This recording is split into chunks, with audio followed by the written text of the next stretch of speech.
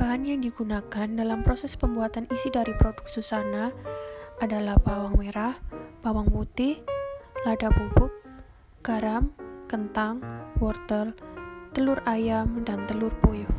Pertama dalam proses pembuatan yaitu dilakukan pemotongan bawang merah dan bawang putih hingga halus. Penambahan bawang pada produk bertujuan untuk menambah rasa gurih pada makanan. Bawang mempunyai beberapa manfaat bagi tubuh manusia seperti menurunkan kolesterol dan mengatasi pilek, infeksi, dan lain-lain.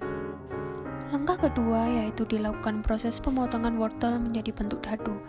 Adapun fakta unik pada wortel yaitu mengandung beta-karoten yang tinggi dan dapat bertambah apabila dimasak dan berubah menjadi vitamin A. Selain itu, wortel baik untuk kesehatan mata dan dapat melawan infeksi. Langkah ketiga adalah dilakukan proses perebusan kentang hingga kentang tidak lagi mengeras. Setelah kentang dilakukan proses perebusan, langkah selanjutnya yaitu dilakukan proses pemotongan kentang menjadi seperti dadu. Adapun fakta unik pada kentang itu sendiri adalah kentang dapat digunakan sebagai pengganti nasi karena memiliki indeks glikemik yang hampir sama dengan nasi. Kentang itu sendiri bermanfaat bagi kecantikan wajah, rambut, dan baik bagi otak dan syaraf. Setelah itu dilakukan proses pemasakan bawang hingga bawang tersebut matang dan berbau wangi. Kemudian dilanjutkan dengan memasukkan telur ayam yang sudah diberikan garam ke dalam bawang yang sudah dimasak dan dilakukan pemasakan hingga matang. Setelah telur matang, proses selanjutnya yaitu memasukkan wortel dan kentang ke dalam campuran telur dan bawang yang sudah dimasak dan dilakukan proses pemasakan hingga matang.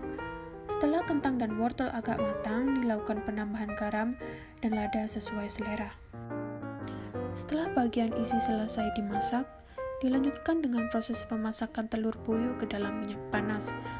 Telur puyuh dimasukkan ke dalam minyak panas dalam wajan dan ditambahkan sedikit garam. Setelah isi dari produk dan telur dimasak, dilakukan dengan pembuatan saus khas pada produk Susana. Pertama yaitu dilakukan pasteurisasi susu hingga suhu mencapai 72 derajat Celcius.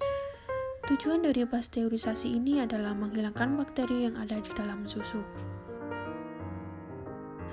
Kemudian langkah selanjutnya adalah mencairkan margarin agar memudahkan dalam pembuatan saus.